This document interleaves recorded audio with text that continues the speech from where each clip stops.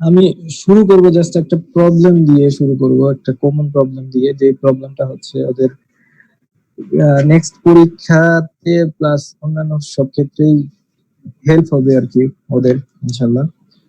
তারপরে আমরা হচ্ছে অন্যদিকে যাব। তোমাদেরকে একটা জিনিস বলি, যে ভেক্টর জিনিসটা দেখে কঠিন মনে হয়, কিন্তু যদি তুমি ভেক্টরটা বোঝো তাহলে দেখবে যে এটা আসলে কঠিন না, এটা যথেষ্ট ইজি একটা যথেষ্ট ইজি একটা টপিক আর কি, চ্যাপ্টার। চলো আমরা একটা প্রবলেম দেখার চেষ্টা করি আমি, এবং এই প্রবলেমটা আমরা হচ্ছে সলভ করার চেষ্টা করবো আর কি। প্রবলেমটা দেখতে পাচ্ছ তোমরা? আচ্ছা, তাহলে দেখো যে এখানে আমরা একটা নদী দেখতে পাচ্ছি, যে দেখো এটা একটা নদী, এই পাশে দেখো এ বিন্দু এবং হচ্ছে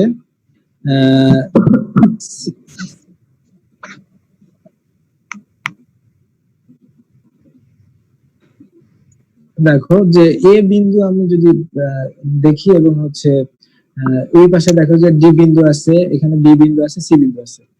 এ বিন্দু থেকে নদীর ওই পারে যাওয়ার জন্য দুইটা রাস্তা আমি এখানে দেখাইছি, একটা হচ্ছে এ বি এবং একটা হচ্ছে এসি।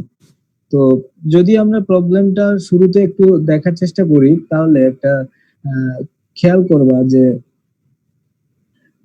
আমার এ বিন্দু থেকে বি এর দিকে যে ওয়েটা আমি যেটা এখন ফাইন্ড আউট করছি, তোমরা কি শুনতে পাচ্ছ ঠিক মতো? আচ্ছা ভাইয়া, আমি আসলে আগে কখনো ক্লাস নেই নাই, তো I am not use to, মানে আমি ইউজ টু না, এই জন্য আর কি বুঝতে পারতেছি না তোমাদের প্রবলেম কেন। তাহলে এখানে বলা আছে, দেখো প্রবলেমটা আমরা দেখি যে এখানে দুইটা ওয়ে আছে, একটা এবি আর একটা হচ্ছে এসি। বলা আছে যে এবি পথে যদি আমরা রওনা দেই তাহলে ডি বিন্দুতে পৌঁছাতে পারবো। দেখো যে এখান থেকে যদি আমরা খেয়াল করি যে কেবলমাত্র এবি পথে রওনা দিলেই ডি বিন্দুতে পৌঁছাবে, এবং আগে একটা ইনফরমেশন দেয়া আছে যে একটি নৌকার স্রোতের অনুকূলে এবং বেগ দেয়া আছে, স্রোতের প্রতিকূলে বেগ দেয়া আছে। অনুকূলে বেগ দেয়া আছে 18 কিলোমিটার পার আওয়ার, প্রতিকূলে বেগ দেয়া আছে 6 কিলোমিটার পার আওয়ার। এখানে বলা আছে যে এবি পথে রওনা দিলে ডি বিন্দুতে পৌঁছাবে। তাহলে আমরা এটা খুব ভালো করে যদি দেখার চেষ্টা করি, তাহলে আমরা বুঝতে পারবো যে, তুমি যে ভালো করে খেয়াল করো, দেখো যে আমরা দেখতে পাচ্ছি যে দুইটা ওয়ে, এ বি পথে রওনা দিলে ডি বিন্দুতে পৌঁছাবো। তাহলে তুমি একটা ভালো করে খেয়াল করলে দেখবা যে ডেফিনেটলি স্রোতটা আমার কাজ করতেছে, তাহলে কোন দিকে বলতো? স্রোত ডেফিনেটলি আমার এই দিক বরাবর কাজ করতেছে, অর্থাৎ এ ডি থেকে সি বরাবর বা বি থেকে সি এর দিকে আবার ডান দিকে স্রোত যাচ্ছে বলেই সে স্রোতের প্রতিকূলে রওনা দিয়ে ডি বিন্দুতে পৌঁছাচ্ছে। ওকে, এটা তো আমরা বুঝি, এই ধরনের ম্যাথ আমরা করে আসছি অনেক, এই ধরনের ম্যাথ আমাদের খুব সহজে করা যায়। তাহলে এখানে একটা জিনিস খেয়াল করো যে স্রোতের অনুকূলে বেগ এবং স্রোতের প্রতিকূলের বেগ থেকে আমরা স্রোতের বেগও বের করতে পারবো, আমরা হচ্ছে নৌকার বেগও বের করতে পারবো। এখানে বলা আছে যে তুমি যদি স্রোতের বেগকে ভি বা ইউ দ্বারা প্রকাশ করো, আবার নৌকার বেগকে যদি ভি দ্বারা প্রকাশ করো, স্রোতের বেগ ইউ, নৌকার বেগ যদি ভি হয়, V plus U equal to 18, অনুকূলে বেগ আর প্রতিকূলে বেগ V minus U equal to 16। তাহলে এখান থেকে আমরা অনুকূল এবং প্রতিকূলের বেগ থেকে আমরা খুব সহজেই আমরা স্রোতের বেগও বের করতে পারবো, আমরা নৌকার বেগও বের করতে পারবো। তাহলে ভাইয়া একটু দেখার চেষ্টা করো যে এখানে আমরা যদি অনুকূলে বেগ, that means V plus U equal to, আমার কিন্তু এটাকে আমরা বলতে পারি হচ্ছে 18 বলতে পারি। দেখো, সরি একটু মাপ চেয়ে নিচ্ছি, V plus U equal to 18। শুনতে পাচ্ছ সবাই? হ্যালো হ্যালো, আছে। আর V minus U equal to আমরা বলতে পারি হচ্ছে 6। তাহলে এই দুইটা যদি আমি সলভ করি তাহলে খুব সহজে, দেখো তো তোমরা ভি এর মান আর ইউ এর মান বের করতে পারো না? দেখো দেখো v equal to 12 kilometre per hour আসে এবং u equal to 6 kilometre per hour আসে কিনা এই প্রবলেমে? জি ভাই। তাহলে দেখো, তাহলে এখানে আমরা যে জিনিসটা পেলাম যে ভি ইকুয়াল টু পাবো হচ্ছে 12 and ইউ ইকুয়াল টু আমরা পাবো হচ্ছে 6, যেটা আমাদের পরবর্তীতে কাজে লাগবে। এখন দেখো আমরা যদি একটু দেখার চেষ্টা করি তাহলে আমরা যে জিনিসটা পাবো, যে আমরা এবার প্রবলেমে আসার চেষ্টা করি। প্রবলেম বলা আছে থিটা কোণের মান নির্ণয় করো। এই যে নিচের দিকে যে কোণটা দেয়া আছে থিটা কোণের মান নির্ণয় করো। তোমরা একটা জিনিস দেখবা যে থিটা কোণের মান আমি যদি বলি তাহলে থিটা কোণের মান থেকে আমরা যে জিনিসটা পাবো, আমি একটু ইরেজ করে দিই, যে থিটা কোণের মান থেকে আমরা যে জিনিসটা পাবো, দেখো যে আমরা নরমালি যে ধরনের চিত্রে অভ্যস্ত, চিত্রটা হয় এরকম যে এরকম একটা নদী থাকে, এরকম একটা নদী থাকে, স্রোতের সাথে এইরকম ভাবে রওনা দেয় এবং এই কোণটাকে আমরা বলি হচ্ছে আলফা কোণ, তাই না? এটার সাথে আমরা অভ্যস্ত, ঠিক তো? এবং এই ক্ষেত্রে দেখা যাচ্ছে সোজাসুজি নদী পাড়ি দিতে পারে। নিচের দিকে এটাকে আমরা বলি ইউ, এটা থাকে ভি, আর লব্ধি হলো আর। এই দিক বরাবর এটা আমার এ বিন্দু, এটা ধরো বি বিন্দু, এবং এটা হচ্ছে ডি বিন্দু। আমি একটু ক্লিয়ার করে নেই।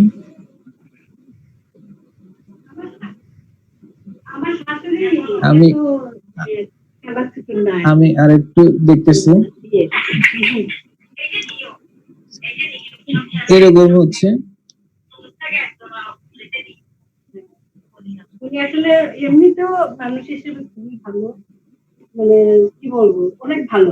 আর এত মানে ওনার অনেক কম বয়সে বিয়ে হয়েছে তো, আগে তো ঘটতো। হ্যালো, এখন দেখো যে এই দিকে আমার স্রোত হচ্ছে ইউ, আর এই দিক বরাবর আমার হচ্ছে নৌকার বেগ হচ্ছে ভি, আর সরাসরি হচ্ছে আমার আর। এই ধরনের আমরা ম্যাথ আমরা খুব সহজে করছি, যে আলফার মান যদি বের করতে পারি তাহলে দেখো এটা আমরা আলফার মান সহজে বের করতাম কোন ফর্মুলা দিয়ে, যে tan থেটা, মনে আছে তোমাদের, যে tan theta equal to v sine alpha divided by u plus V cos alpha. তাহলে এখন একটা জিনিস খেয়াল করলে দেখবা যে আমি তোমাদেরকে একটু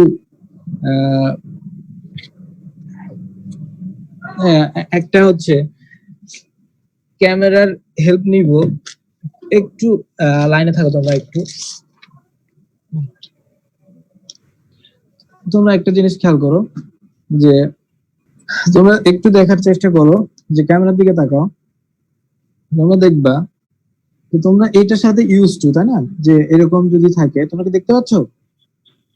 যদি বলি যে তোমরা দেখছো যে এরকম আলফা কোণ যদি থাকে, এই বরাবর আমার হচ্ছে স্রোত, এই বরাবর বেগ, তাহলে সরাসরি হচ্ছে লব্ধি যদি এই দিক বরাবর কাজ করে তাহলে আমরা হচ্ছে এই আলফা কোণের মানটা সহজেই বের করতে পারি। এখানে আলফা কোণের মান বের করে না দিয়ে এখানে কি বলছে, থেটা কোণের মান। এবং তুমি খুব ভালোভাবে খেয়াল করলে একটা জিনিস দেখবা, যে alpha plus theta equal to, তাহলে তুমি যদি দেখো যে এই উপরের আলফা কোণ প্লাস থেটা কোণ ইকুয়াল টু, তুমি বলতে পারো 180 ডিগ্রি বা পাই বলতে পারো, তাই না? তাহলে খুব সহজেই তুমি বলতে পারো থেটা সমান ডেফিনেটলি কত, পাই মাইনাস আলফা। এটা আমরা বলতে পারি না? তাহলে আমি যদি এই আলফা কোণের মানটা বের করতে পারি, সেখান থেকে সেই আলফা কোণটা 180 ডিগ্রি থেকে মাইনাস করলে আমরা কি পেয়ে যাবো, ওই থেটা কোণটা পেয়ে যাবো। আমার প্রশ্নে যে জিনিসটা ছিল সহজে আমরা বের করতে পারবো, পারবো কিনা বলো ভাইয়া? এখন একটা জিনিস খেয়াল করো, আমরা নরমালি কি জানি, যে এই কোণ না বলে আমরা এই অ্যাঙ্গেলটা আমরা দেখতেছি কি 90 ডিগ্রি, তার সাথে অ্যাঙ্গেল আছে স্রোতের সাথে। তাহলে আমরা এই চ্যাপ্টারের শুরুর দিকে একদম ইন্টারমিডিয়েট ফার্স্ট ইয়ারে পড়তে আমরা এই সূত্রটা শিখছিলাম, যে tan theta equal to q sine alpha divided by P plus Q cos alpha. আমরা শিখছিলাম না এটা? এই ফর্মুলা শিখছিলাম কিনা বলো?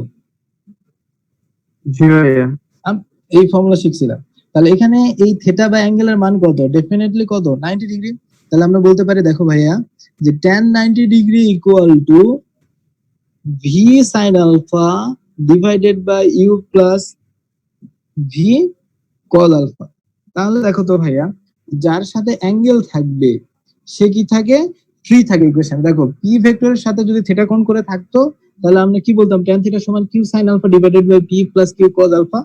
তাহলে V sine alpha divided plus V cos alpha. এবং তোমরা খুব সহজে এই প্রবলেমটা সলভ করতে পারো, যে sine 90 by cos 90 equal to 1/0 equal to v sin alpha divided by u plus v cos alpha। এটা দিয়ে তোমরা খুব সহজে সলভ করতে পারো, যেখানে u plus v cos alpha equal to 0 এবং এখানে তুমি বলতে পারো v cos alpha equal to minus you.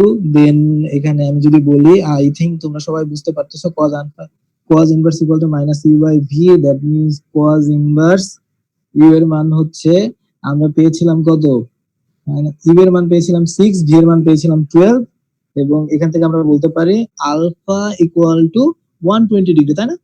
তোমাদের একটা জিনিস বলে রাখি, নদী নৌকা স্রোতের ম্যাথের ক্ষেত্রে, আমি শুরুতেই তোমাদের নদী নৌকা স্রোতের ম্যাথ দিয়ে শুরু করছি। ম্যাথের ক্ষেত্রে যদি সরাসরি নদী পাড়ি দেয়, এক্ষেত্রে 5টা ওয়ার্ড আছে, তোমরা একটু লিখে নিতে পারো, 5টা বা 6টা, যে সোজাসুজি নদী পাড়ি দিতে, আড়াআড়ি নদী পাড়ি দিতে, ঠিক বিপরীত বিন্দুতে পৌঁছাইতে, সর্বনিম্ন পথে নদী পাড়ি দিতে এবং ন্যূনতম দূরত্বে নদী পাড়ি দিতে। তাহলে সোজাসুজি, সরাসরি, আড়াআড়ি, ঠিক বিপরীত বিন্দুতে, সর্বনিম্ন পথে বা ন্যূনতম দূরত্বে, এই ওয়ার্ড গুলা যদি থাকে তাহলে এই কেস থাকে। তোমরা কি ব্যাপারটা বুঝতে পেরেছো? তাহলে আমি আবার একটু তোমাদের দেখাচ্ছি যে কেন এটা বলতেছি। এটা হচ্ছে নদী, এ বিন্দুর ঠিক বিপরীত বিন্দুটা হচ্ছে ধরো এই বিন্দুটা। এই পথটা দেখো তো, আমি কি সোজাসুজি যাচ্ছি বা আড়াআড়ি নদী পাড়ি দিচ্ছি? দেখো, আমি সোজাসুজি যাচ্ছি বা আড়াআড়ি নদী পাড়ি দিচ্ছি এই বিন্দু থেকে ঠিক বিপরীত বিন্দুতে। এটা তাহলে এইটাকে আমি আবার কি বলতে পারি, দেখো যে এই নদী পাড়ি দিতে এই পথ ছাড়া অন্য যে কোনো পথেই যাও না কেন, এই পথে গেলে কিন্তু দূরত্ব বেড়ে যাবে, এই পথে গেলে কি আরো দূরত্ব বেড়ে যাবে। এই পথে মানে কি, এই পথের তুলনায় কি দূরত্বটা কি তুলনামূলক কি বেশি। তাহলে এ থেকে যদি আমি এই বিন্দুতে যাই, তাহলে এই বিন্দুতে আমরা একটা জিনিস দেখতে পাচ্ছি। তাহলে সেক্ষেত্রে আমরা যে জিনিসটা বলতে পারবো যে আমরা যে এ থেকে এই বিন্দুতে যদি আমি যাই, তাহলে সেক্ষেত্রে আমার এই পথের দূরত্বটা কি সবচেয়ে কম, সর্বনিম্ন পথ বা ন্যূনতম দূরত্ব। তাহলে এবার একটা জিনিস খেয়াল করো, যে আমরা আলফার মান যদি পেয়ে যাই, তাহলে এক্ষেত্রে আমরা থিটা সমান কি পাচ্ছি বলতো? থিটা সমান আমরা পাচ্ছি হচ্ছে 60 ডিগ্রি। থিটা ইকুয়াল টু আমরা তাহলে কত পাবো? 60 ডিগ্রি পাবো না? কারণ আমরা এখানে বলছি theta equal to pi minus alpha. That means theta equal to 180 degree minus 120 degree, that is 60 degree.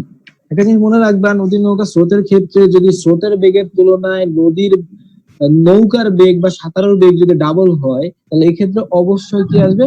120 degree. আচ্ছা, এখন দেখো যে আমি তোমাদেরকে যে 5টা পয়েন্টের কথা বলছিলাম, সেটা হচ্ছে 1 নাম্বার হচ্ছে সোজা সুজি, তারপরে আমরা কি বলছি?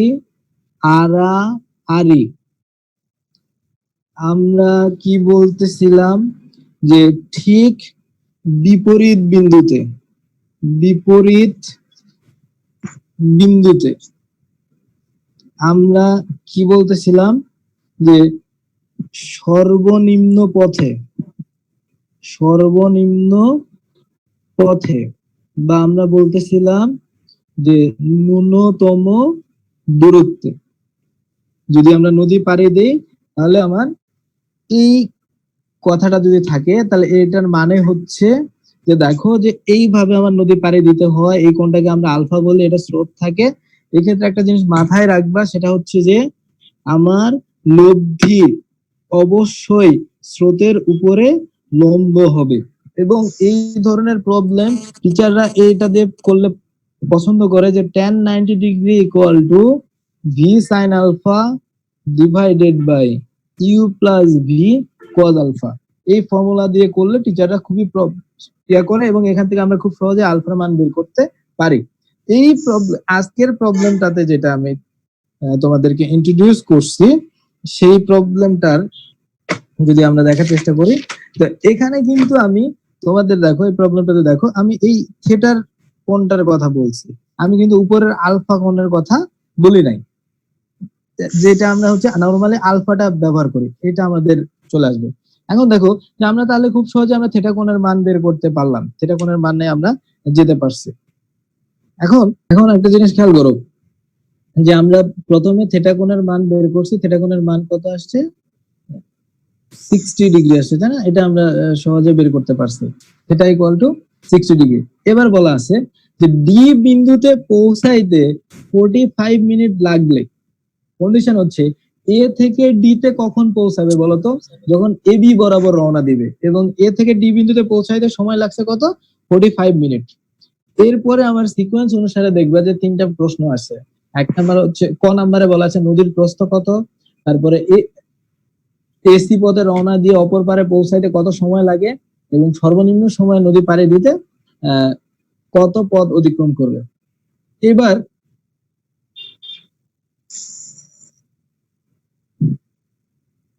এবার একটা জিনিস দেখো, আমরা যদি নদীর প্রস্থ বের করতে চাই তাহলে একটা জিনিস খেয়াল করবা যে নদীর প্রস্থ কোন দিক বরাবর বলতো, এই বরাবর হচ্ছে নদীর প্রস্থ। আমরা ছোটবেলায় ক্লাস 9-এ একটা ফর্মুলা শিখছিলাম, এটা খুব বিখ্যাত একটা ফর্মুলা, যে S equal to V T, আমরা শিখছিলাম না, এস ইকুয়াল টু ভিটি। এই ফর্মুলাটাতে দেখো যে এই ফর্মুলার কথা যদি আমরা বলি, এস ইকুয়াল টু ভিটি, এই ফর্মুলা দ্বারা কি বোঝায়, যে সমবেগে গতিশীল কোন বস্তুর সরণ হচ্ছে এস ইকুয়াল টু ভিটি। তাহলে তুমি দেখো যে বেগ একটা ভেক্টর রাশি, একটা ভেক্টর রাশির পরিবর্তন হয় দুই ভাবে, যদি মানের পরিবর্তন হয় বা দিকের পরিবর্তন হয়। সমবেগ মানে কি, যে বেগটা সব সময় কি থাকে, সমান থাকে, মানেরও পরিবর্তন হয় না, দিকেরও পরিবর্তন হয় না। তাহলে তুমি ভালো করে খেয়াল করে দেখো যে যদি সমবেগে কোনো বস্তু গতিশীল হয় তাহলে তার বেগ এবং মান কোনো কিছুরই পরিবর্তন হয় না। তাহলে তার দিক যেদিকে থাকবে, তাহলে এই যে বেগের দিক এবং সরণের দিক, দুইটার দিক কি একই দিক না? তাহলে দুইটার ডিরেকশন বা দিক যদি এক হয়, তাহলে এখন একটা জিনিস খেয়াল করো যে আমরা যদি নদীর প্রস্থ বরাবর দেখার চেষ্টা করি, যে এক্ষেত্রে আমরা দেখবো যে যেহেতু কোনো ত্বরণ নাই, সুতরাং আমরা এখানে একটা জিনিস খেয়াল করবো যে এ বিন্দু থেকে ডি বিন্দুতে পৌঁছাইতে যে আমার ডেফিনেটলি এই দিক বরাবর, এ বিন্দু থেকে ডি বিন্দুতে পৌঁছাইতে,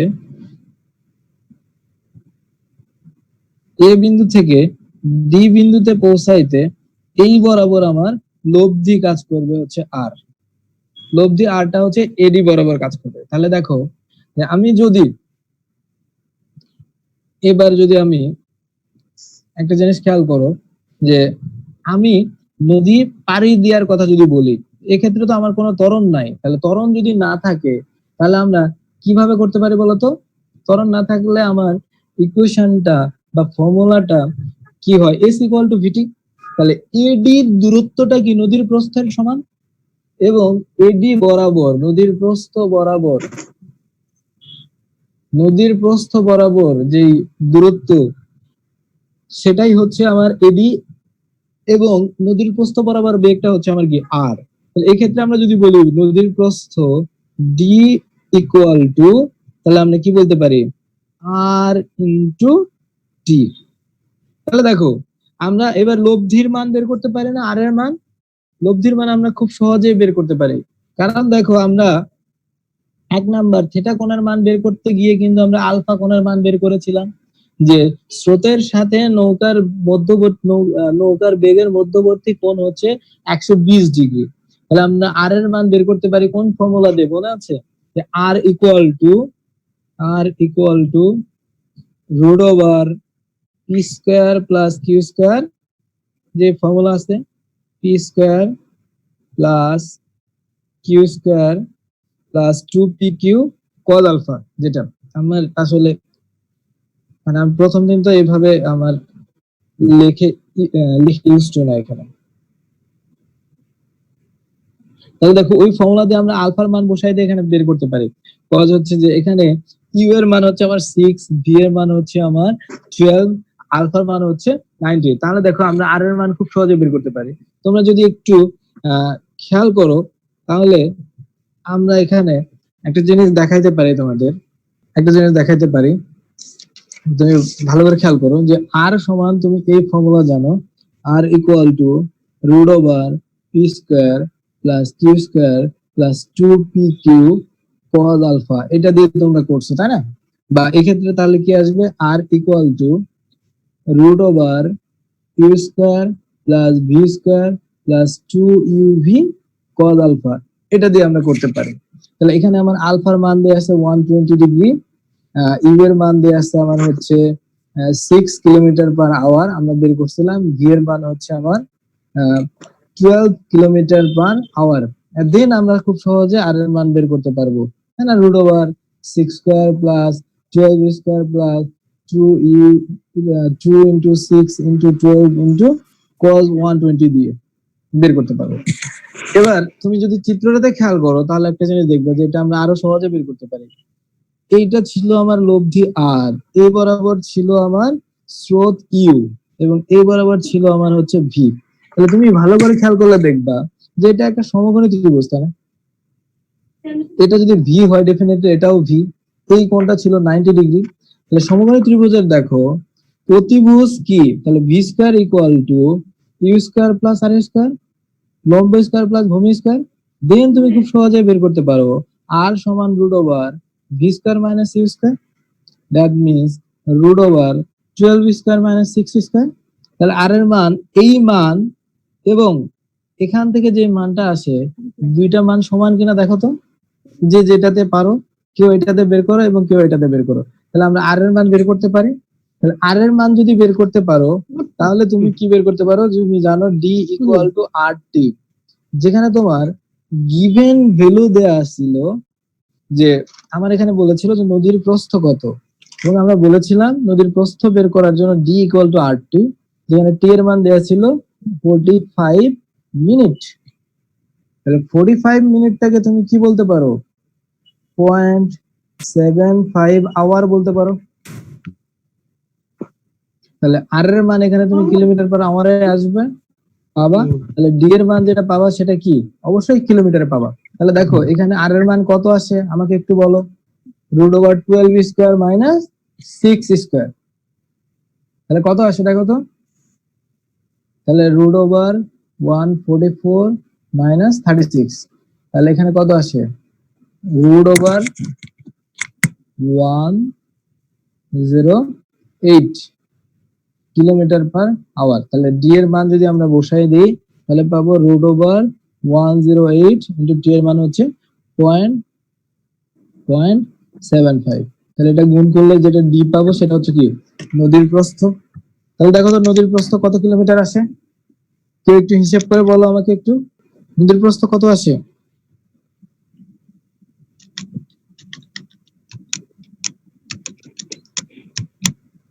Seven point seven nine. 7.79। তাহলে ডি ইকুয়াল টু 7.79, ডেফিনেটলি এটা কিলোমিটারে আসছে, তাই না? তাহলে দেখো আমরা এ বিন্দু থেকে ডি বিন্দুর দূরত্ব বা নদীর প্রস্থ পেয়ে গেলাম হচ্ছে 7.79, এটা হচ্ছে 7.79 কিলোমিটার। ওকে, আমরা কি এই ইউনিট চেঞ্জ করা লাগলো না আর। এখন বলা হচ্ছে যে যদি খ নাম্বার প্রশ্ন আমরা যদি যাই, এই পর্যন্ত তোমাদের কি ক্লিয়ার বুঝতে পারছো তোমরা? আমি এতদূর পর্যন্ত যা বলছি এই রিলেটেড প্রবলেম তোমরা হচ্ছে সলভ করছো বা দেখছো। খ নাম্বারে বলা আছে দেখো যে এসি পথে রওনা দিয়ে অপর পারে পৌঁছাইতে কত সময় লাগবে। অর্থাৎ আমরা যদি পরের প্রবলেমটাতে দেখি, তাহলে পরের প্রবলেমে যে জিনিসটা পাবো সেটা হচ্ছে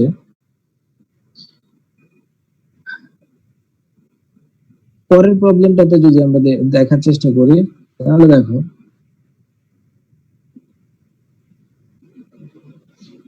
পরের প্রবলেমটাতে এসি পথে আমি যদি এই পথে রওনা দেই তাহলে আমার কি হবে দেখো তো।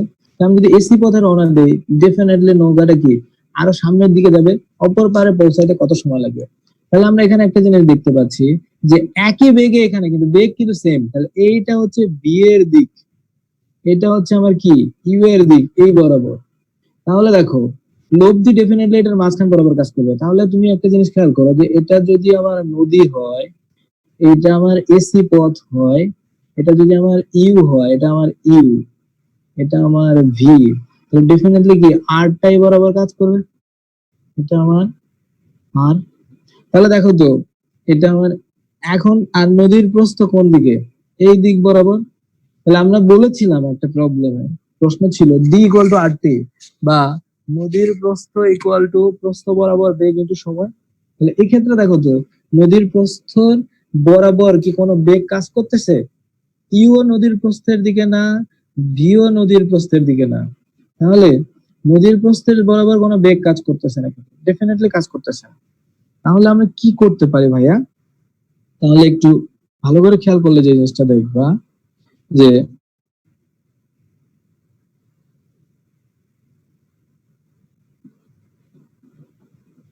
ভালো করে খেয়াল করলে যে জিনিসটা দেখবা ভাইয়া, যে দেখো চিত্রটার দিকে খেয়াল করো। তাহলে আমি এই বরাবর এ থেকে সি, এটা আমার ভি কাজ করতেছে, ভি এর মান 12। এই বরাবর আমার ইউ কাজ করতেছে, এই কোণের মান হচ্ছে থেটা। তাহলে থেটা ইকুয়াল টু ডেফিনেটলি আমরা প্রথমে পেয়ে গেছিলাম কত ডিগ্রি? 60 ডিগ্রি। তাহলে আমরা এটা বুঝতে পারতেছি লব্ধি আমার এই দিকে কাজ করবে, এটা হচ্ছে আর। তাহলে আমার যে ফর্মুলা ছিল ডি ইকুয়াল টু আর টি, এটাতে হবে না। তাহলে একটা জিনিস খেয়াল করো, যে আমরা জানি যে নদীর প্রস্থ, তাহলে আমাদের লিখিত ফর্মুলা এটা লিখে রাখো, নদীর প্রস্থ ইকুয়াল টু প্রস্থ বরাবর বেগ ইনটু সময়। তাহলে আমার সময়টা কত লাগবে? তাহলে এক্ষেত্রে আমার কি প্রস্থের দিকে আমি কিন্তু কোনো বেগ পাচ্ছি না। তাহলে প্রস্থের দিকে আমার ইও না, ভিও না, আরও না, কিন্তু এই কোণটা আমার 60 ডিগ্রি। তাহলে এর যদি আমি প্রস্থ বরাবর উপাংশের কথা বলি, তাহলে এটা ডেফিনেটলি কি বলতো ভাইয়া? V sine 60 degree. তাহলে আমরা যদি নদীর প্রস্থের কথা বলি, তাহলে d equal to v sine 60 degree into সময় হচ্ছে টি। তাহলে দেখো তো ভাইয়া, আমরা ডি জানি, নদীর প্রস্থ জানি। দেখো নদীর প্রস্থ আমরা জানি কত? 7.79। আমার ভি এর মান জানি আমার হচ্ছে 12। তাহলে আমি কি ওই বরাবর আমার সময় টি ইকুয়াল টু আমরা কি বলতে পারি? ডি ডিভাইডেড বাই কত? V sine 60 degree. তাহলে দেখো তো, আমি সময়টা কি খুব সহজে ক্যালকুলেট করতে পারি না? তাহলে এই ক্ষেত্রে আমি যদি সময় ক্যালকুলেট করতে চাই, তাহলে সময় টি ইকুয়াল টু ডি মানে কত? 7.79, আর ভি এর মান কত? 12 ইন্টু সাইন 60 ডিগ্রি। তাহলে দেখো তো ভাই, এইটার মান কত আসে? একটু বলো, আমাকে জানাও। এটা ক্যালকুলেটর চেপে মান কত আসে আমাকে একটু জানাও।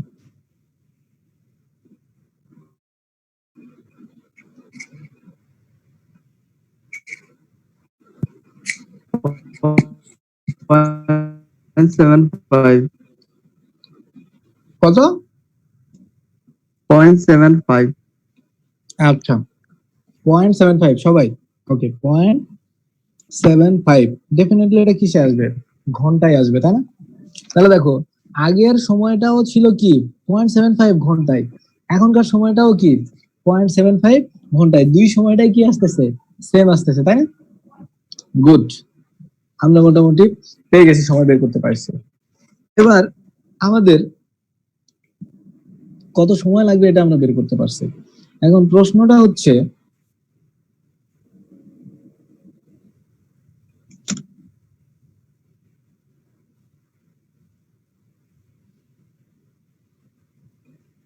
আমাদের লাস্ট প্রশ্নটা হচ্ছে সর্বনিম্ন সময়ে নদী পাড়ি দিতে কত পথ অতিক্রম করবে? তাহলে সর্বনিম্ন সময়ে নদী পাড়ি দিতে, একটা জিনিস চিন্তা করো, যে সর্বনিম্ন পথে নদী পাড়ি দেওয়াটা আমরা প্রথমটাতে পেয়েছিলাম, এবি পথে রওনা দিয়ে আমরা যদি ডি বিন্দুতে পৌঁছাই, সেটা হচ্ছে কি সর্বনিম্ন পথে।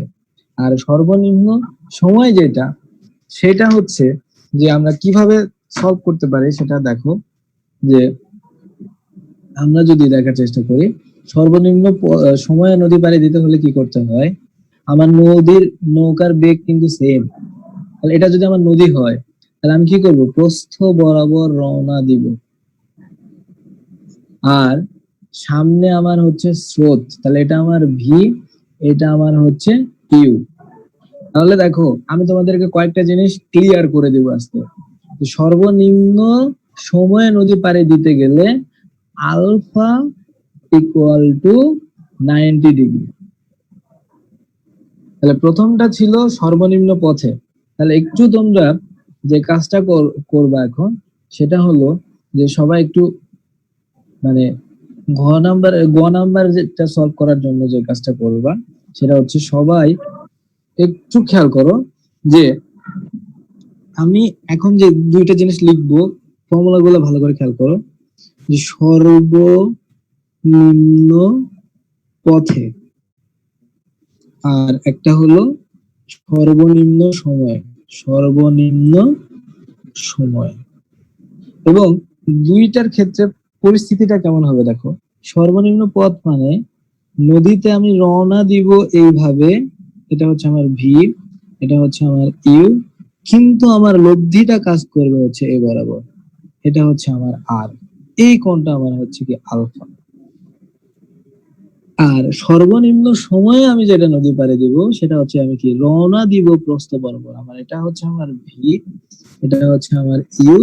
তাহলে এই বরাবর আমার কাজ করবে ডেফিনেটলি কি আর, এদিকে যে কোনো বরাবর। এখানকার কন্ডিশন হচ্ছে সর্বনিম্ন পথের কন্ডিশন হচ্ছে থিটা ইকুয়াল টু 90 ডিগ্রি, আর সর্বনিম্ন সময়ের কন্ডিশন হচ্ছে আলফা ইকুয়াল টু 90 ডিগ্রি। তাহলে এখন একটা জিনিস খেয়াল করো যে এক্ষেত্রে আমরা থিটার মান 90, এক্ষেত্রে হচ্ছে আলফার মান 90। তাহলে নদীর প্রস্থ ডি সমান আমরা কি বলছিলাম, আর ইন্টু টি বলতেছিলাম। এবং এক্ষেত্রে আমরা কি বলতে পারি দেখো, তাহলে নদীর প্রস্থ ইকুয়াল টু প্রস্থ বরাবর বেগ। তাহলে প্রস্থ বরাবর বেগ কি ইউ, ভি নাকি আর?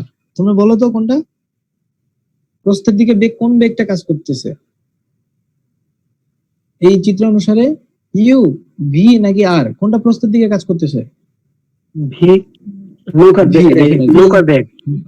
আচ্ছা, তাহলে ডি সমান আমরা এক্ষেত্রে আমরা কি বলবো, ভিটি। আর এক্ষেত্রে ডি সমান কত, আরটি। ক্লিয়ার? এই দুটো জিনিস ডিফারেন্সটা বুঝতে পারছো? দুটো চিত্র বুঝতে পারছো? একটা সর্বনিম্ন পথে আর একটা সর্বনিম্ন সময়। তাহলে এই পথের দৈর্ঘ্য দেখো, এ বিন্দু থেকে বি এর দিকে রওনা দিয়ে যদি সি বিন্দুতে পৌঁছায় তাহলে এইটা, আর এক্ষেত্রে এ বিন্দু থেকে বি এর দিকে রওনা দিয়ে পৌঁছাবে সি বিন্দুতে। তাহলে দেখো তো এই দূরত্বটা কি এর থেকে কি বেশি না? দেখো সেকেন্ড চিত্রের দূরত্বটা কি, এই এসির দূরত্ব প্রথম চিত্রের এসির দূরত্বের থেকে কি বেশি না? তাহলে এই পথটা কি ব্যাসার্ধের প্রস্থের সমান, এই মানটা সবচেয়ে কম আর এই মানটা কি বেশি। আচ্ছা, এখন একটা জিনিস খেয়াল করো যে এক্ষেত্রে আমরা যদি বলতে পারি যে আর ইকুয়াল টু আমরা যেটা পেয়েছিলাম আর সমান root over v square minus u square, এবং এই চিত্রে যদি তুমি খেয়াল করো যে সেকেন্ড চিত্রটাতে আর সমান তুমি যেটা পাবা root over v square plus u square. তাহলে দেখো তো ভাইয়া যে এই মানে সর্বনিম্ন সময়ের লব্ধির মান বেশি আর সর্বনিম্ন পথে লব্ধির মানটা কি কম।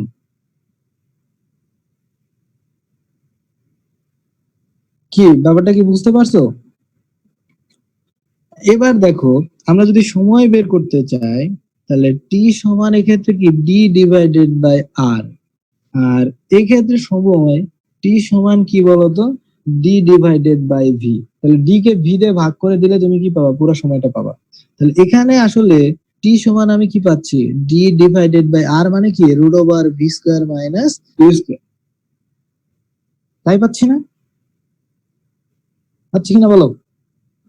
আরেকটা জিনিস ভালো করে খেয়াল করবা যে আরেকটা 5 নাম্বার ইকুয়েশন, যে পথের দৈর্ঘ্য এসি সমান সব সময় হচ্ছে আর ইন্টু টি, আর এক্ষেত্রে পথের দৈর্ঘ্য তাই এসি সমান আর ইন্টু টি।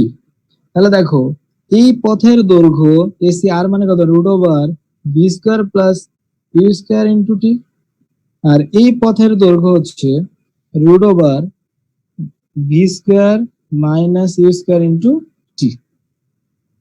তাহলে তুমি ভালো করে খেয়াল করলে দেখবা যে এই সময় হচ্ছে d divided by v square minus u square, আর এর সময় হচ্ছে ডি ডিভাইডেড বাই হচ্ছে ভি। তাহলে দেখো ভি থেকে root over v square minus u square এর মান কম না? বুঝতে পারছি না, তোমরা বলো ভি এর মান বেশি না root over v square minus u square এর মান বেশি?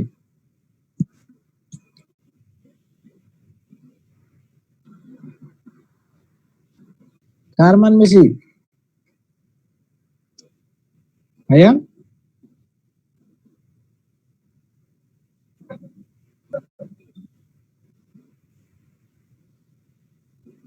কার মান বেশি? Root over v square minus u square এর মান হচ্ছে কম আর ভি এর মান বেশি। তাহলে যদি হর বেশি হয় তাহলে টাইমটা কম হবে, আর হর কম হলে টাইমটা কি হবে? বেশি হবে। তাহলে একটা জিনিস মনে রাখবা, সর্বনিম্ন পথে পথটা মিনিমাম, কিন্তু সময়টা মিনিমাম না। আর সর্বনিম্ন সময়ে সময়টা মিনিমাম, কিন্তু পথটা মিনিমাম না। এটা একটু মাথায় রাখবে, এই দুটো জিনিস একটু মাথায় রাখবে ভালো করে, তাহলে দেখবে যে আর কোনো সমস্যা হচ্ছে না। তাহলে দেখো যে আমার যে প্রশ্নটা ছিল সর্বনিম্ন সময়, এখন দেখো ভাইয়া তুমি কি আছো, শুনতে পাচ্ছ? জি ভাই, শোনা যাচ্ছে। আচ্ছা, এবার আমরা দেখার চেষ্টা করব যে সর্বনিম্ন সময় ব্যাপারটা আমরা বুঝতে পারছি, সর্বনিম্ন পদ ব্যাপারটা আমরা বুঝতে পারছি। আমি আবারও তোমাদেরকে এই দুইটা সূত্রগুলা দেখাচ্ছি, আমি খুব ভালো করে তোমরা একটু খেয়াল করো। দেখো, সর্বনিম্ন পথ এবং সর্বনিম্ন সময়, এটা কি ছিল? সর্বনিম্ন পথের ইকুয়েশন গুলো দেখা যাচ্ছে তো ক্লিয়ারলি না? আর এই ব্যাপারটা ছিল কি? সর্বনিম্ন সময়। তাহলে আমরা একটা জিনিস খুব ভালো করে খেয়াল রাখবো, সর্বনিম্ন পথে থিটা ইকুয়াল টু 90 ডিগ্রি, আর সর্বনিম্ন সময়ে আলফা ইকুয়াল টু 90 ডিগ্রি। তাহলে দেখো আমরা যে ব্যাপারটা খেয়াল করবো এখন, যে সর্বনিম্ন পথের জন্য নদী পাড়ি দিতে কত সময় লাগবে, কতক্ষণ, কত পথ অতিক্রম করবে। তাহলে এক্ষেত্রে আমার অতিক্রান্ত পথ ডেফিনেটলি এসি ইকুয়াল টু কত? সবসময় এসি ইকুয়াল টু আরটি, এবং এক্ষেত্রে এসি আর এর মান কত? Root over v square plus u square into টাইমটা কত? টি। আমি সময় বের করব কোথা থেকে? আমার নদীর প্রস্থ ইকুয়াল টু কত? ভিটি। তাহলে এই সময়, সর্বনিম্ন সময় টি ইকুয়াল টু কত? D divided by v. তাহলে আমরা কি ভি এর মান জানি ভাইয়া? ভি এর মান কত জানি বলতো? 12 কিলোমিটার পার আওয়ার। আমরা প্রস্থের মান কত জানি? 7.79 কিলোমিটার। তাহলে আমরা টি পাবো না? পাবো কিনা বলো? আমরা কি টি পাবো না? তাহলে দেখো তো টি এর মান কত আসে আমাদের, যে আমরা যদি টি এর মানে চলে আসি, তাহলে টি এর মান আমাদের আসবে হচ্ছে, দেখো যে আমাদের গ নাম্বার ইকুয়েশনের জন্য, গ নাম্বার প্রবলেমের জন্য, আমাদের এই প্রবলেমটার জন্য, দেখো এই প্রবলেমের জন্য আমার টি এর মান আসবে হচ্ছে t equal to d divided by, এটা আসলে actually d divided by v. তাহলে এখানে ডি এর মান কত? 7.79, আর ভি এর মান কত? 12। তাহলে সময় কত আসছে দেখো তো? 45 মিনিটের কম না বেশি? মানে 0.75 আওয়ারের কম না বেশি? 0.64। 0.64 আওয়ার। ডেফিনেটলি আগের থেকে টাইমটা কি লাগছে? কম লাগছে না? জি ভাই, কম লাগছে। এবার আমরা যদি আসি ভাইয়া, যে আমাদের যে মেইন যে কাজটা, ডিসটেন্সটা বের করা, দূরত্বটা বের করা যদি হয় 0.65 বা 0.64, ওকে থ্যাংক ইউ। এখন দেখো আমরা যদি ডিসটেন্সটা বের করতে চাই, তাহলে d equal to r into t. তাহলে আমরা টি এর মান পাইছি 0.64 বা 0.65, আর এক্ষেত্রে আমার আর এর মান কত আসবে? আর ইকুয়াল টু আমার আসবে হচ্ছে root over v square plus u square. তাহলে যেখানে ভি এর মান কত? 12, আর ইউ এর মান কত? 6। তাহলে 12 স্কয়ার প্লাস 6 স্কয়ারের রুট করলে কত আসে দেখো আর এর মান, এবং আর এর মান যদি আমি বসাই দেই, টি এর মান 0.65 দিয়ে গুণ করলে আমরা কি ডিসটেন্সটা ডিটা পেয়ে যাবো খুব সহজে। ভাই আর হবে এর না? মান 13.41। 13.41, তাহলে বসাই দিলে আমরা কত, মানে পুরাটা পেয়ে যাবো না? তাহলে এই ক্ষেত্রে অতিক্রান্ত দূরত্ব এসি সমান আরটি, যেটা অতিক্রান্ত দূরত্বের মান কত আসে দেখো তো।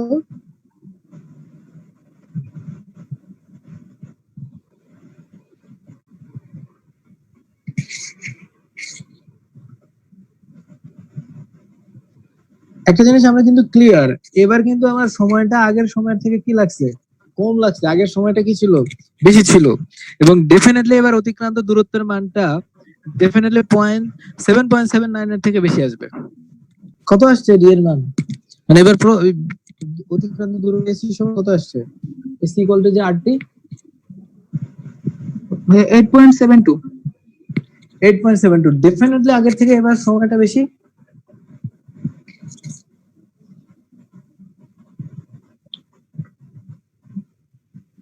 আগের থেকে সময়টা কি বেশি না, আগের সময়ের তুলনায় এখনকার সময়টা কি বেশি। এবার ভাইয়া একটু খেয়াল করো যে আমরা যদি দেখি, তাহলে একটা কমন বিষয় খেয়াল করব যে নদী, নৌকা, স্রোত বা লব্ধির যেই বিষয়গুলা থাকে, যা কিছু থাকে, আমি একটা প্রবলেমের মাধ্যমে, মানে এখানে একটা ইয়া দিয়ে, উদ্দীপক দিয়ে এখানে এই যত রকমের প্রবলেম থাকতে পারে সব জিনিসগুলো আমি দেখানোর চেষ্টা করছি। এরপরে বলো, তোমাদের কি কোনো কনফিউশন আছে? সব জিনিসগুলো বুঝতে পারতেছো, ডিফারেন্স গুলো বুঝতে পারতেছো যে কোনটা কি রকম? আই থিঙ্ক তোমরা বুঝতে পারতেছো যে কোন ক্ষেত্রে তোমরা কি ইউজ করবা। এখন তোমাদের যে ব্যাপারটা বলবো সেটা হচ্ছে যে, দেখো তোমাদের হচ্ছে তোমাদের ছাতার প্রবলেমের সমস্যা হয়, যে কত কোণে ছাতা ধরবো বা কত কি, এরকম একটা গ্যাপ থাকে তোমাদের। তো সেক্ষেত্রে তোমরা কিভাবে করবা প্রবলেমটা সলভ, সেটা একটু বলার চেষ্টা করে।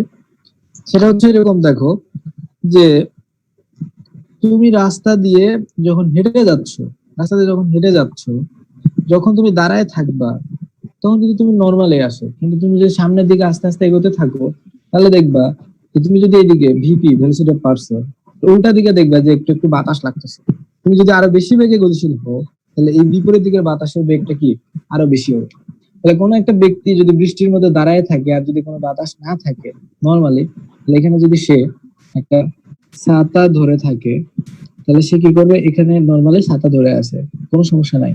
এখন যদি সে সামনের দিকে এগোতে থাকে সামনে, তাহলে দেখবা যে সে যত বেগে সামনের দিকে আগাবে, সে একই বেগে কি আসবে, বাতাস আসবে। আর নর্মালি কি বৃষ্টিটা কি উপর থেকে নিচের দিকে পড়ে না? আমি কি জানি, বৃষ্টি কি করে, উপর থেকে নিচের দিকে পড়ে, এটা বললাম ভেলোসিটি অফ রেইন, উপর থেকে নিচের দিকে পড়লো। তাহলে সে সামনের দিকে গতিশীল হওয়ার কারণে বিপরীত দিকে বাতাস, তাহলে এই দিক বরাবর বাতাস কাজ করতেছে, এই দিক বরাবর হচ্ছে বৃষ্টি আসতেছে। দেখো এদিকে নিচের দিকে বৃষ্টি পড়তেছে, এদিকে বাতাস, তো এই দুইটা লব্ধি ডেফিনেটলি কি এরকম কোন একটা দিকে কাজ করবে, তখন বৃষ্টি আর উপর থেকে নিচের দিকে পড়বে না।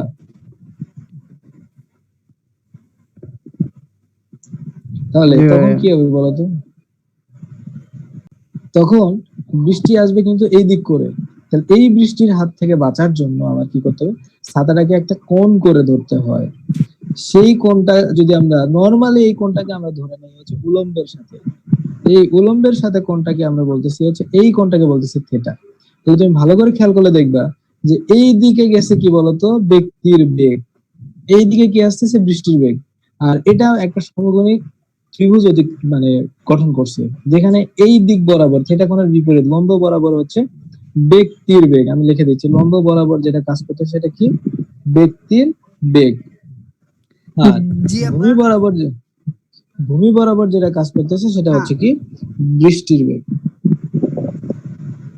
তাহলে তুমি ভালো করে খেয়াল করলে দেখবা যে ট্যান থেটা, আমরা যে ফর্মুলাটা ইউজ করি, ট্যান থেটা ইকুয়াল টু লম্ব বাই ভূমি। লম্ব মানে কি বলতো, ব্যক্তির বেগ ডিভাইডেড বাই ভূমি কি বলতো, বৃষ্টির বেগ। আর একটা জিনিস মাথায় রাখবা, এই কোণটা অবশ্যই কার সাথে, উলম্বের সাথে। তাহলে নর্মালি আমরা কিন্তু যখন ছাতা ধরি, আমরা এরকম লম্ব বরাবর ছাতা ধরি, সেখান থেকে আমি কত কোণে হেলালাম, উলম্বের সাথে। এখান থেকে আমি 10 ডিগ্রি, 20 ডিগ্রি, 30 ডিগ্রি সামথিং কত কোণে ভাইয়া হেলালাম, ফুল সেটা স্ক্রিন হচ্ছে ভিডিও কি, আসে না তো? এবার আসতেছে? না ভাইয়া আসে নাই। এখনো আসে নাই? না ভাইয়া তোমরা কি দেখতে পাচ্ছ না? দেখা যায় ভাই, বাট ছোট তো আসে, একবারে ছোট দেখা যাইতেছে। এখন ঠিক আছে ভাইয়া। এবার দেখো যে আমরা নরমালি কি করি, আমি আমার কলমটা দেখার জন্য বলতেছিলাম যে নরমালি আমরা কি করি, লম্ব বরাবর ছাতা ধরি, সেখান থেকে আমি কত কোণটা উলম্বের সাথে সরাইলাম। নরমালি এই কোণটা থাকে উলম্বের সাথে। tan থিটা সমান ব্যক্তির বেগ ডিভাইডেড বাই বৃষ্টির বেগ। যদি কখনো বলে ভূমির সাথে কোণ, তাহলে এই theta prime equal to 90 degree minus theta. উলম্বের সাথে আমি যদি কোণটা যদি আমি 90 ডিগ্রি থেকে মাইনাস করি, তাহলে আমি ভূমির সাথে কত কোণ করে আসছে এই কোণটা আমরা বের করতে পারবো, যেটা হলো ভূমির সাথে কোণ। এই যে নিচের কোণটা, এই কোণটাকে আমরা বলতে পারি ভূমির সাথে কত কোণ করে আসছে। এবার দেখো যে এটা হচ্ছে নরমাল একটা প্রবলেম তোমাদের আসে। আমি একটা জিনিস তোমাদের একটু ক্লিয়ার করে দেই সব সময়ের জন্য, এটা আর কোনো প্রবলেম থাকবে না। সেটা হচ্ছে কি, আপেক্ষিক বেগ।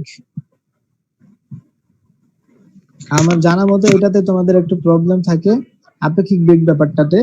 আপেক্ষিক বেগটা তোমরা কিভাবে সলভ করবে দেখো, যে যার সাপেক্ষে বেগ, এটা একটু আমি লিখে দিচ্ছি, যে যার সাপেক্ষে বেগ তার দিক উল্টিয়ে বা বিপরীত করে দিয়ে অপরটির সাথে লব্ধি আপেক্ষিক বেগ। আপেক্ষিক বেগ বা বেগ। তাহলে দেখো যার সাপেক্ষে বেগ তার দিকটাকে উল্টাই দিব। কিভাবে দেখো, ভালো করে খেয়াল করবা। যে ধরে নাও, আমি কয়েকটা কেস দেখাই তোমাদের কাছে, খুব ক্লিয়ার মনে হবে। যেটা তোমরা জানো সেটা আগে বলি। যে এই দিক বরাবর কেউ একজন হচ্ছে 40 কিলোমিটার পার আওয়ার বেগে যাচ্ছে, কত 40 কিলোমিটার পার আওয়ার। তার সামনে কেউ একজন যাচ্ছে 60 কিলোমিটার পার আওয়ার বেগে, তাই না? তাহলে এখন আমাকে বললো এই পিছনের ব্যক্তি, এটা এ ব্যক্তি, এটা বি ব্যক্তি, এ ব্যক্তির সাপেক্ষে বি ব্যক্তির বেগ কত, আপেক্ষিক বেগ কত তোমাদের কাছে বলো।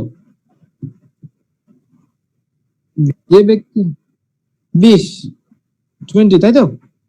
তাহলে এই 20টা কিভাবে হলো, যার সাপেক্ষে বেগ তার দিকটা উল্টায় দাও, এটা যদি 40 হয়, উল্টা দিকে কত, এটা -40 60, এই দুটা লব্ধি কত, -40 প্লাস 60 ইকুয়াল টু কি 20। দেখো তো হয়ে গেছে কিনা? ভাইয়া।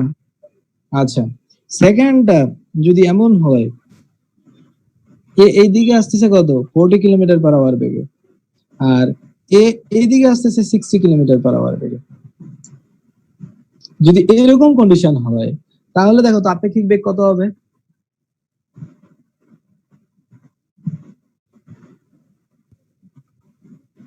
একশো 100 কিলোমিটার পার আওয়ার। আচ্ছা, 100 কিলোমিটার পার আওয়ার কিভাবে হলো দেখো, এই 40-এর সাপেক্ষে হ্যালো ভাইয়া। এর দিক। হ্যাঁ ভাইয়া। ভাইয়া ফুলি কিন্তু দেখা যায় না। কতটুকু দেখা যায়? ভাইয়া মাঝে মধ্যে অর্ধেক দেখা যায় আর সম্পূর্ণ তো দেখা যায় না। এখন এখন দেখা যাচ্ছে কিন্তু, জি জি আচ্ছা। এখন দেখা যাচ্ছে। আচ্ছা, এই এতটুকু খেয়াল করো। এবার দেখো ভালো করে খেয়াল করলে দেখবা যে আমি যদি এই 40টার দিক চেঞ্জ করে দেই, তাহলে 60 আর 40-এর দিক কি একই হয়ে যাচ্ছে না? তাহলে এই দুইটা একই দিকে থাকলে দুইটা ভেক্টর কি হয়, সিম্পলি যোগ হয় না? তাহলে 40 যোগ 60 টোটাল কত হলো, 100 হয়ে গেল না ভাইয়া? আচ্ছা, জি ভাইয়া। এবার দেখো একটু, এখন তোমাদের যে জিনিসটা একটু কমপ্লেক্স লাগে বা মনে হয়, সেটা একটু দেখার চেষ্টা করি। ধরে নাও এটা হচ্ছে উত্তর, দেখতে পাচ্ছ তোমরা? জি জি জি।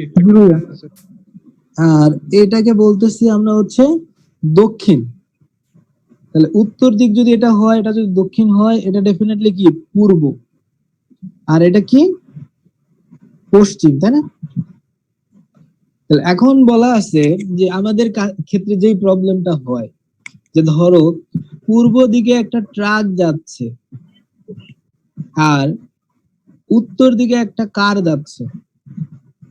আমি গ্যারান্টি দিয়ে বলতে পারি এটা যদি তোমরা একটু ভালো করে খেয়াল করো তাহলে আর কোনো প্রবলেম হবে না, নিশ্চিত। তাহলে কি বলতেছি, উত্তর দিকে একটা ট্রাক ভিটি বেগে আর সরি উত্তর দিকে একটা কার আর পূর্ব দিকে একটা ট্রাক ভিটি বেগে। এখন প্রথম কথা হলো যদি এই ট্রাকের সাপেক্ষে এই কারের আপেক্ষিক বেগ কত, বুঝতে পারছো আমার কথা? জি যদি ভাইয়া বোঝা এই গেছে। ট্রাকের সাপেক্ষে কারের আপেক্ষিক বেগ বলা হয়, যার সাপেক্ষে বেগ তার দিক উল্টায় দাও, এটা কি আসবে বলতো? ভিটি, এটা মাইনাস ভিটি, আর এটা কি ভিসি। তাহলে দেখো তো এই দুইটার লব্ধি কি, ডেফিনেটলি এই দিকে কোনো একটা কিছু বরাবর ভিটিসি।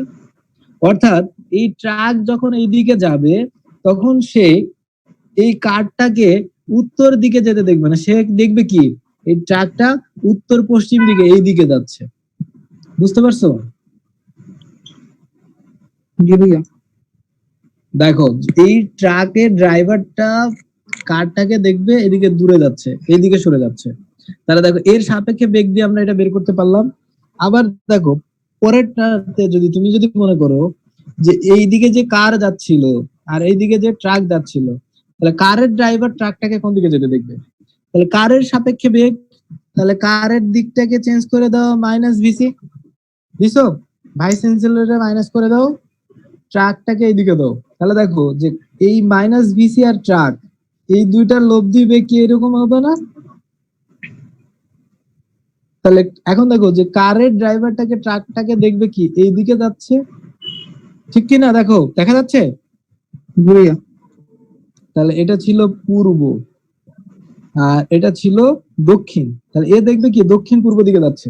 তাহলে খুব ভালো করে খেয়াল করে দেখো, আমরা আগের চিত্রটাতে যাই, যে ট্রাকের ড্রাইভার দেখবে ট্রাক কারটা উত্তর দিকে যাচ্ছে না উত্তর পশ্চিম দিকে যাচ্ছে, আর কারের ড্রাইভার দেখবে ট্রাকটা পূর্ব দিকে যাচ্ছে না পূর্ব দক্ষিণ দিকে যাচ্ছে, এরকম কোন একটা দিকে যাচ্ছে।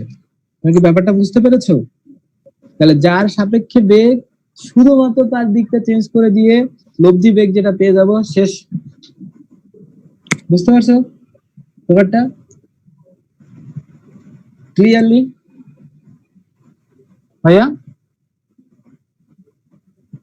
তুমি কি বুঝতেছো? জি ভাইয়া। এখন দেখো, আচ্ছা এবার ভাইয়া একটু খেয়াল জি করো, ভাইয়া। জি ভাইয়া। তাহলে এটা ছিল আপেক্ষিক বেগ। এটা এখন তোমাদের কয়েকটা জিনিস নিয়ে বলি। নরমালি দুইটা ভেক্টরের মধ্যে যদি ভেক্টর যদি দেয়া থাকে, ধরো এ ভেক্টর দেয়া আছে, ধরে নাও 3i minus 4j plus 5k, এবং বি ভেক্টর দেয়া আছে 2i plus 3j minus 2k, এর দেয়া আছে। তাহলে এদের মধ্যে কি থাকতে পারে? এ প্লাস বি কত, এ প্লাস বি এর মান কত, তারপরে দেয়া থাকতে পারে এই দুইটা ভেক্টর, এবং হচ্ছে যে ধরে নেওয়া হচ্ছে সি ভেক্টর সমান দেয়া আছে 5i মাইনাস জে প্লাস দেয়া আছে আমার এখানে, এগুলো দেয়া আছে গিভেন। আমার কি কি থাকতে পারে যে দুইটা ভেক্টরের যোগফল কত, যোগফলের মান কত, লব্ধি বা লব্ধির মান, দিক সামথিং, দুইটা ভেক্টরের হচ্ছে ক্রস গুণন কত আসবে, তাই না? বা ভেক্টর দুটি যে তলে অবস্থিত তার লম্ব বরাবর, ভেক্টর দুইটা যদি কোনো সামান্তরিকের দুইটা সমমিত বাহু নির্দেশ করে তাহলে সামান্তরিকের ক্ষেত্রফল, কোনো ত্রিভুজের দুটো সমমিত বাহু নির্দেশ করলে ত্রিভুজের ক্ষেত্রফল, এগুলা তো তোমরা পারো, এগুলাতে তো কোনো কনফিউশন নাই আছে। এখন না ভাইয়া। আমি আমি যে জিনিসটা বলতে চাচ্ছি সেটা হচ্ছে দেখো যে লম্বাংশ আর হচ্ছে অভিক্ষেপ, আমরা একটা জিনিস যদি বলি যে এটা তোমরা খুব সহজে এই জিনিসগুলো বের করতে পারো। তারপরে একটা সূত্র লিখে দিই যে দুটি ভেক্টরের মধ্যবর্তী কোণ, দুটা ভেক্টরের মধ্যবর্তী কোণ কি? নাম্বার 1, আমরা একটা জিনিস জানি যে cos θ সমান a dot b divided by a ভেক্টরের মান বি ভেক্টরের মান। এটা তোমরা জানো তাই না? এটাতে আমরা সহজে বের করতে পারি। 2 নাম্বার, সাইন থিটা সমান এ ক্রস বি এর মান ডিভাইডেড বাই এ ভেক্টরের মান বি ভেক্টরের মান। এবং 3 নাম্বার একটা জিনিস লিখে দিই, সেটা হলো tan থিটা সমান a ক্রস b এর মান divided by a dot b। এই তিনটা ফর্মুলা মনে রাখবে। এই তিনটা ফর্মুলাতে আমরা হচ্ছে দুইটা ভেক্টরের মধ্যবর্তী কোণ খুব সহজেই বের করতে পারি বা নির্ণয় করতে পারি। আরেকটা জিনিস, একটা ভেক্টর এক্স অক্ষের সাথে কত কোণ উৎপন্ন করছে বা ওয়াই অক্ষের সাথে কত করছে জেড অক্ষের সাথে, তাহলে theta x equal to cos inverse ax divided by ভেক্টরের মান, অর্থাৎ i এর সহগ ডিভাইডেড বাই ভেক্টরটার মান। তাহলে দেখো প্রথমটা x অক্ষের সাথে কত কোণ উৎপন্ন করছে, যে cos inverse 3 divided by root over 3 square plus 4 square plus 5 square. y অক্ষের সাথে কত, cos inverse -4 divided by root over এত এত এত। z অক্ষের সাথে কত, cos inverse 5 divided by root over 3 square plus -4 square plus 5 square. এইভাবে কোন অক্ষের সাথে কত কোণ উৎপন্ন করছে আমরা এটা বের করতে পারি। i এর সহগ x এর সহগ, i এর সহগ j এর সহগ এবং k এর সহগ j। এবং তোমাদের একটা জিনিস বলে রাখি, যে যে কোনো এমসিকিউ এর ক্ষেত্রে, এমসিকিউ প্রবলেমের ক্ষেত্রে, যে i j এবং হচ্ছে k এদের মধ্যে বিভিন্ন ধরনের প্রবলেম আসে। যেমন ধরো বললো i dot j cross k এর মান কত, তাহলে j ক্রস k মানে কি i, তাহলে i ডট i মানে কত বলতো 1। তাহলে এরকম কিছু প্রবলেম আছে, সেই প্রবলেম গুলো তোমরা একটু দেখবা যে কিভাবে বের করা যায়। আর একটা জিনিস, সেটা হচ্ছে যে তোমাদের কি ভেক্টর ক্যালকুলাস নিয়ে সমস্যা আছে? ভেক্টর ক্যালকুলাস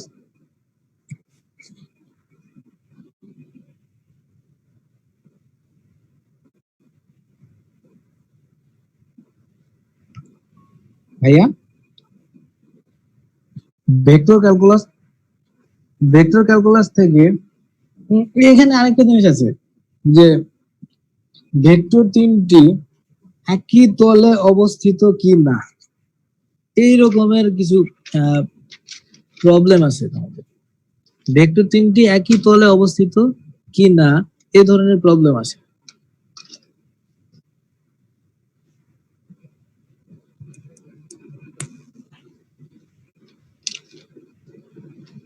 তোমাদের সাথে আরেকটা প্রবলেম নিয়ে কথা বলবো একটু।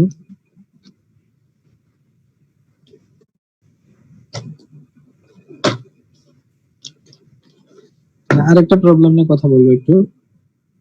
হ্যাঁ দেখো, আমরা একটা প্রবলেম নিয়ে কথা বলছি। আমরা এখানে যে প্রবলেমটা নিয়ে বলছি আমরা, তোমরা কি প্রবলেমটা দেখতে পাচ্ছ? এক্স ওয়াই জেড ত্রিমাত্রিক স্থানাঙ্ক ব্যবস্থায় তিনটা বিন্দু আছে এল এম এন। এল বিন্দুর স্থানাঙ্ক হচ্ছে 2 -1 1, এম বিন্দুর হচ্ছে 1 2 -2 এবং এন বিন্দুর হচ্ছে 1 -2 3।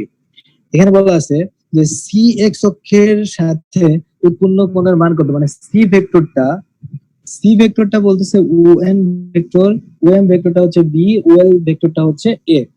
আমরা বলতে সি ভেক্টর এক্স অক্ষের সাথে কত কোণ উৎপন্ন করছে সেটা আমাদের বের করতে হবে।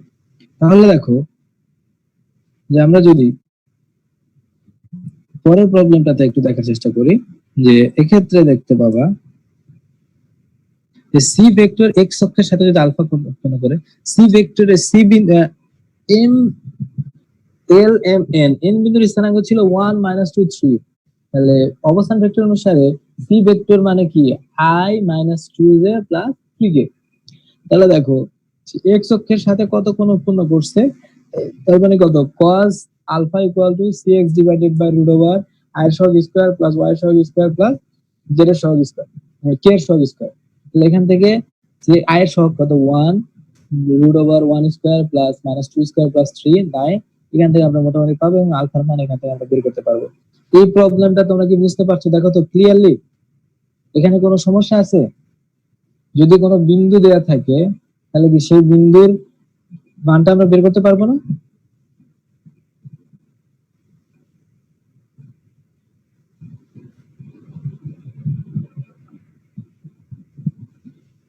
এ তোমরা কি বুঝতে পারছো? দেখো তো প্রথম প্রবলেমটা কি আমরা বুঝতে পারছি কিনা? জি ভাইয়া। আচ্ছা, তাহলে প্রথম প্রবলেম ছিল এটা।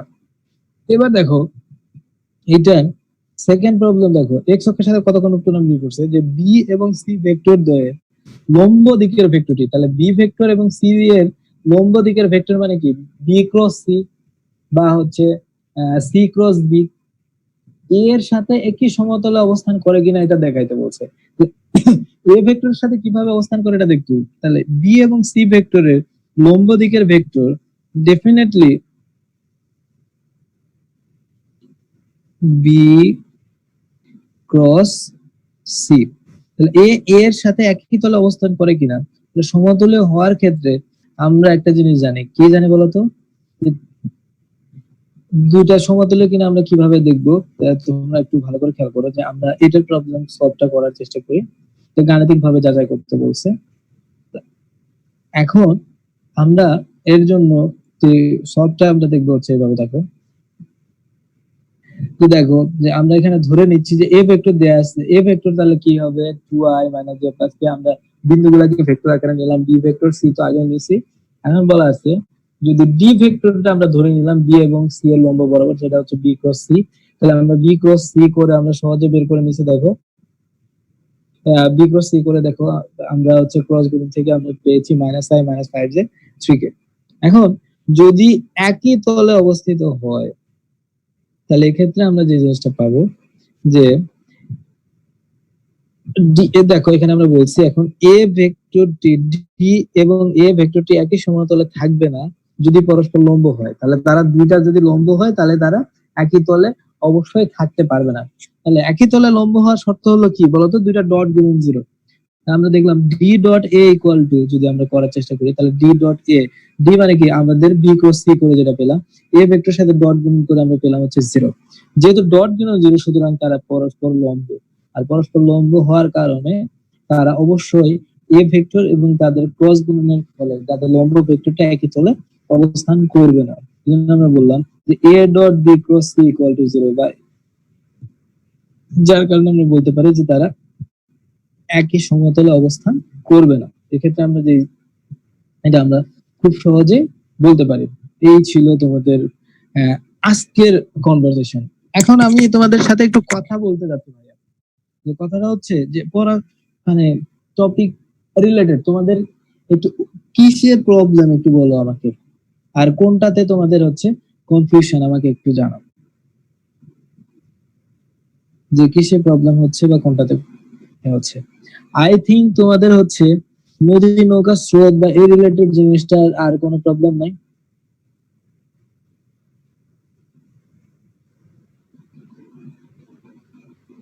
ভাইয়া হ্যালো, হ্যাঁ ওই বলো। গাড়ির যে সামনের গ্লাস আর পিছনের গ্লাস, গাড়ির সামনের গ্লাস পিছনের গ্লাস, আচ্ছা ওকে। তাহলে এখন একটা জিনিস খেয়াল করো যে গাড়ির সামনের গ্লাস পিছনের গ্লাস যদি বলি, সেটা হচ্ছে মানে গাড়ির সামনের গ্লাস না পিছনের গ্লাস, না ভাইয়া। সামনের গ্লাস ভেজে কিন্তু পিছনের গ্লাস ভেজে না কেন? এটা এখন বলো তো যে গাড়ি কি সামনের দিকে যাচ্ছে না? গাড়ি কোন দিকে যায়? সামনের দিকে যায়। বৃষ্টি কোথা থেকে পড়ে? উপর থেকে পড়ে। তাহলে গাড়ির সাপেক্ষে বৃষ্টির বেগ যদি বলি, তাহলে দিকটা উল্টায় দাও, উপর থেকে বৃষ্টি পড়তেছে ছাতা ধরার মতো, তাহলে কি এদের লব্ধি বেগ যেটা আসবে তখন সেটা কি তির্যক ভাবে পড়বে, সামনে থেকে বৃষ্টি এসে পড়বে, যার ফলে কি সামনের গ্লাসটা ভিজে যায়, পিছনের গ্লাসটা কি একটু কাত হয়ে থাকে না, হেলে থাকে না, যার কারণে পিছনের গ্লাসটা ভেজে না। কি বুঝতে পারছো ভাইয়া?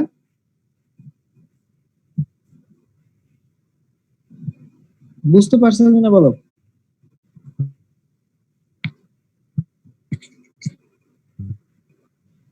বুঝতে পারছো?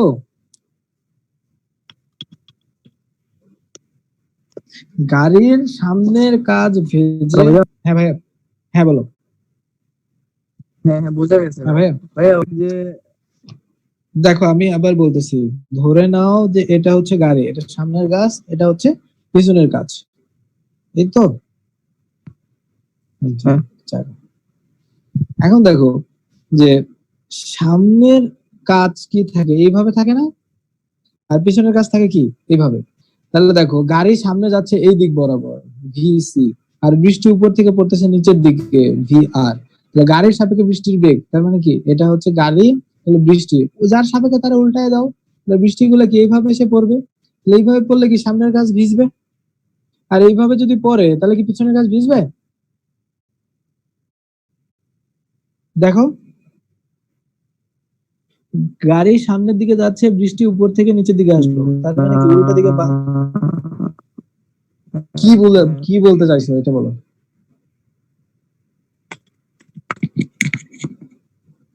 না, উল্টে সামনে গ্লাস ভিজে, কোন ক্ষেত্রে গাড়ির পিছনে গ্লাস ভিজে, আর কোন ক্ষেত্রে উভয় গ্লাস ভিজে। উভয় গ্লাস কখন ভিজবে, গাড়িটা যদি স্থির দাঁড়ায় থাকে তাহলে কি করবে, বৃষ্টিগুলো উপর থেকে নিচের দিকে পড়বে, তাহলে দুই গ্লাসই ভিজবে। আর এক্ষেত্রে একটা জিনিস আছে, যদি বাতাসের মানে বেগ, গাড়ির বেগ বাতাসের বেগের চেয়ে কম হলে, গাড়ির বেগ বাতাসের বেগের থেকে কম হলে। এখন এখানে আরেকটা জিনিস আছে, সেটা হচ্ছে এরকম, দেখো যে গাড়ির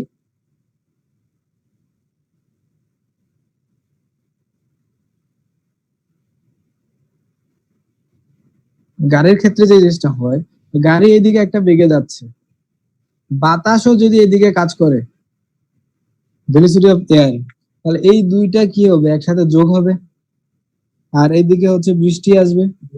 তাহলে এই যে গাড়ির বেগটা তখন গাড়ির সাপেক্ষে, তাহলে গাড়ি এইদিকে যাবে, বাতাস এদিকে যাবে, দুইটার লব্ধি বেগ অনুসারে বৃষ্টির বেগের সাথে তখন বৃষ্টি এইদিকে পড়বে না এদিকে পড়বে, এটা ডিপেন্ড করবে। আর যদি বাতাসের অভিমুখে যায়, বাতাসও যেদিকে গাড়ি ওইদিকে যায়, তাহলে যে জিনিসটা হবে সেটা হচ্ছে গাড়ির বেগ মাইনাস বাতাসের বেগ ডিভাইডেড বাই বৃষ্টির বেগ ইকুয়াল টু ট্যান থিটা। আর যদি গাড়ি বাতাসের বিপরীত দিকে যায় তাহলে তো অটোমেটিকলি লাগবে। যদি গাড়ি বাতাস আসতেছে এই দিকে আর গাড়ি যাচ্ছে এইদিকে, তাহলে তো বেড়ে যাবে। এখানে একটু লিখে রাখি যে বাতাসের অভিমুখে, তাহলে বাতাসের অভিমুখে হলে হচ্ছে ট্যান থিটা সমান VC minus VA divided by velocity of rain. ভিসিটা হচ্ছে গাড়ির বেগ, ভিএটা হচ্ছে তোমার বাতাসের বেগ, আর ভিআরটা হচ্ছে কি বৃষ্টির বেগ। আর বাতাসের, এটা একটু লিখে রাখো, বিপরীতে, যদি বিপরীত দিকে যায় তাহলে সেক্ষেত্রে ট্যান থিটা সমান v c plus v a divided by v r. বাতাসের বিপরীত দিকে যদি যায় তাহলে কোনটা কোন দিকে যাবে। আর যদি একটা জিনিস দেখো, বাতাসের অভিমুখে যদি বাতাসের সমান দিকে যায় তাহলে তো কোনোভাবেই, তাহলে এটা তো জিরো, তার মানে কি উলম্বের সাথে জিরো জিরো, মানে কি সোজাসুজি উপর থেকে পানি পড়বে, বৃষ্টি ফোঁটা পড়বে। এটাই ভাইয়া, তুমি কি বুঝতে পারছো। দেখো হ্যাঁ,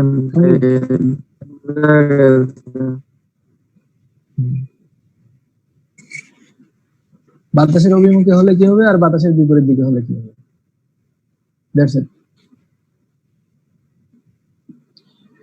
তোমরা একটু ভালো করে পড়ো, তোমাদের কোনো প্রবলেম থাকলে, কোনো কনফিউশন থাকলে গ্রুপে ফটো তুলে দিবা যে এইটা প্রবলেম, আমি তোমাদের সলভটা ফটো তুলে দেওয়ার চেষ্টা করব, বা গ্রুপে তোমরা নক করো, আই উইল অ্যানসার।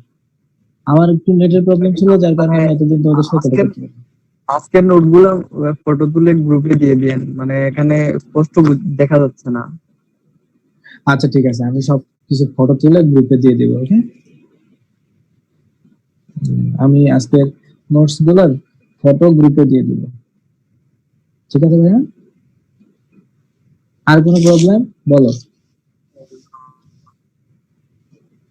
আর তোমরা ভালো থাকবা, সুস্থ থাকবা, বের হবা না, তোমাদের জন্য শুভকামনা। আর আমি আগেই সরি বলে নিচ্ছি, আমি কখনো জুমে আগে কখনো ক্লাস করি নাই, দ্যাটস ওয়াই আমি বুঝতেছি না যে হচ্ছে যে কিভাবে ক্লাস নিতে হয়, যার কারণে এত প্রবলেম ছিল। আই থিঙ্ক আগামী ক্লাসে আর একটু ইউজ টু হবো। আগামী ক্লাসে তোমরা সব কন্টেন্ট গুলো ঠিকঠাক মতো পাবে ইনশাআল্লাহ। ওকে, ভালো থাকো সবাই। হ্যাঁ, ভালো থাকবে। আচ্ছা, আল্লাহ হাফেজ।